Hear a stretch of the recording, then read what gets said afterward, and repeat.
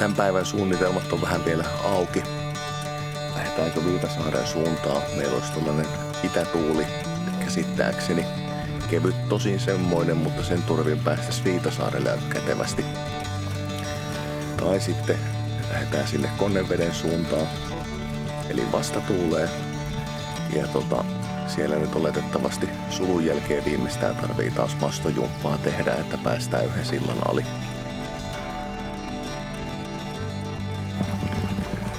Vähän ehkä tuulet vaikutti nyt meidän suunnitelmiin, eli Viitasaarta kohti. Ja itätuulihan pitäisi olla, eli aika optimaalisen mukava sivukautta sivumyötäinen.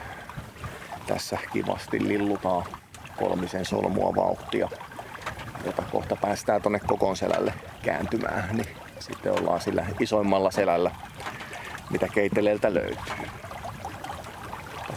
Rauhallista menoa oletettavasti tässä nyt sitten. 2-3 tuntia matkaa aika oletuksena, mutta nähtäväksi jää mitä tulevaisuus tuo tullessaan. Perämoottoria kerkesin tuossa sen verran pulahtamaan sen kanssa uimaan, että kiristelin öljytyhjennysproppua, mikä meni ainakin vähän kiinni päin. Eli olisiko niin, että se öljytippa, mikä silloin tällöin sieltä on tippunut, niin sieltä on päässyt vuotamaan. En nyt äkkiseltään muista, että uusinko sinne tiivistettä siinä vaiheessa, kun sitä kiinni laittelin, mutta perinteisesti tapana on ollut. Mutta mistä näistä muistaa? Mitä sitä on talvella tuusattu? Ei mitään, matka jatkuu kohti Viitasaarta.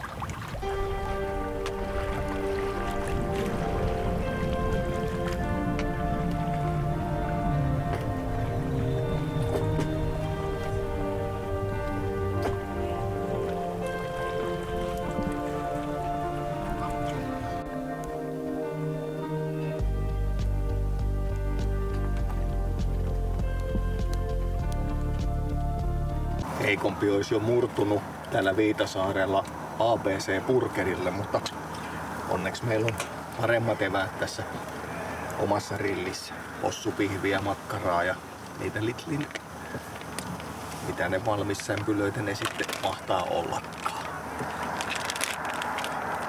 Vasta Ranskan patokkia.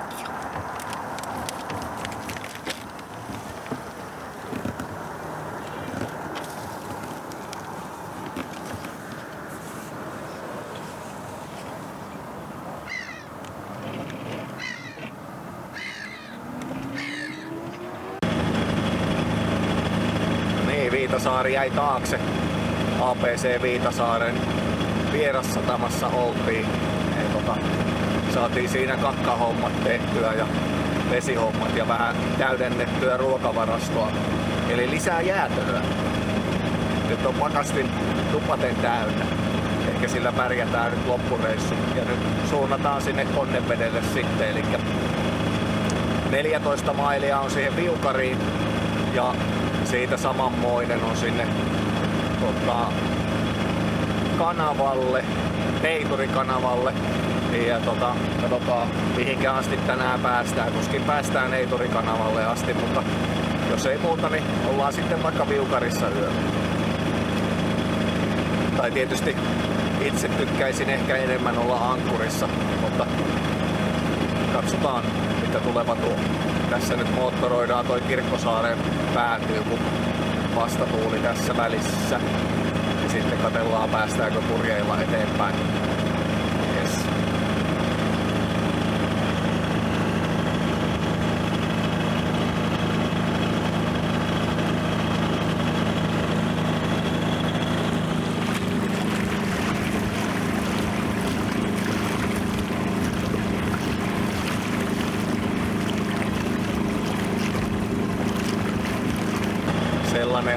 Sellainen huomio vielä, että ei ole Viukarin korjauksen jälkeen, öljypropun kiristyksen jälkeen tiputtanut huomattavat, tai minun huomatakseni ainakaan ensimmäistäkään öljy- tai bensapisaraa meidän Suzuki, eli homma rokka.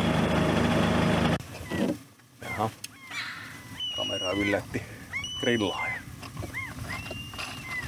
Tässä ollaan ensimmäistä kertaa tällä kaudella ankkurissa.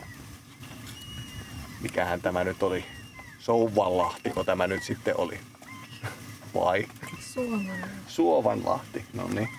Suomentaja, translatori sieltä suomenti asian. Matka jatkuu kohti Konnenvettä uinti- ja grillitauon jälkeen.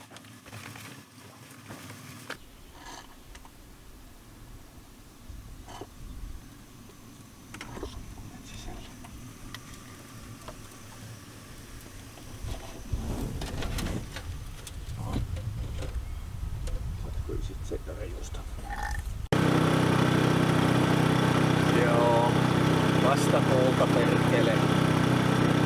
Vastatuulessahan ei lähtökohtaisesti ole mitään vikaa, mutta jos se on kevyttä, se aiheuttaa aika olemattoman vauhdin, ja kun mietitään kolminkertaista matkaa, mikä Luoviassa syntyy, niin onhan tilanne aika kestämätön.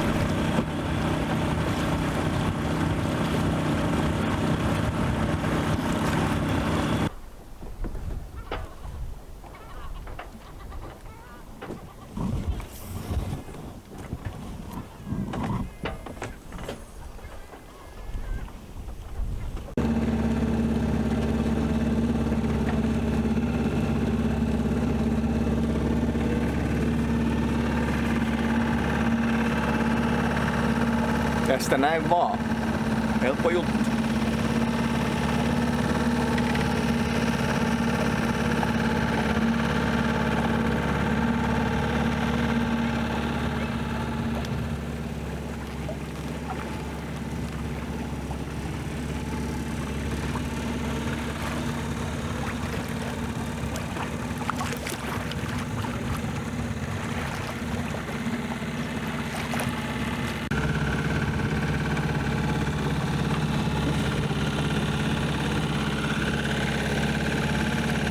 Tuosta välistä sitä meinasin vetästä. Jos en olisi kattonut karttoja tarkempaa, että tässä on tällainen sikaani.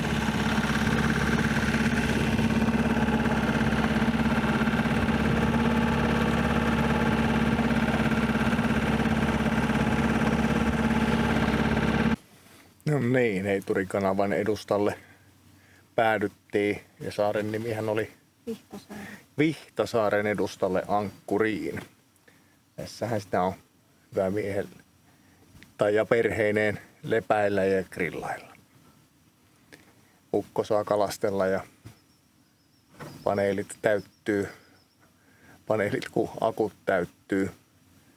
Niin minun puhelin on ainakin ihan mykkä, mikä ei sinänsä ole huono asia. Tässä pitäisi olla kohtalaisen hyvä tuulensuoja koko yön. Mutta katsotaan, mitä jatkoa siitä seuraa.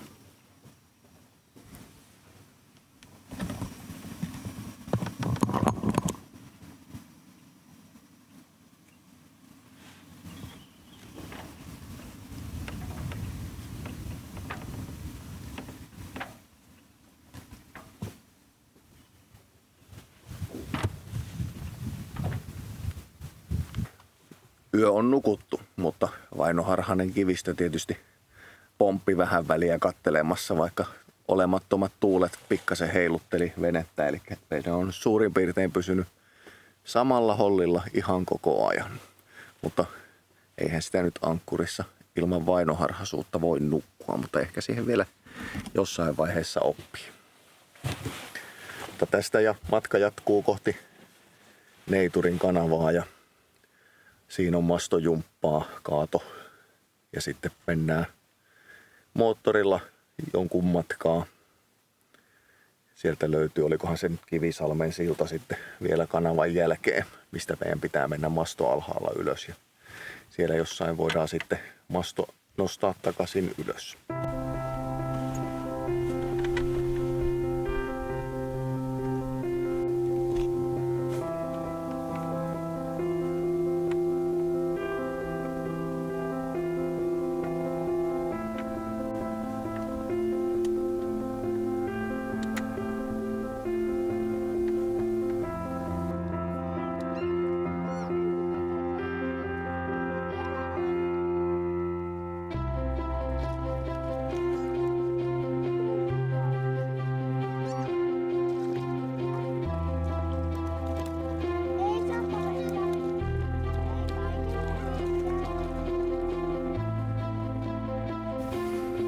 Yksi asia on kyllä ihmetyttänyt tässä ankkuripaikassa, kun 2 venettä on näkynyt eilisen ilta 6 jälkeen.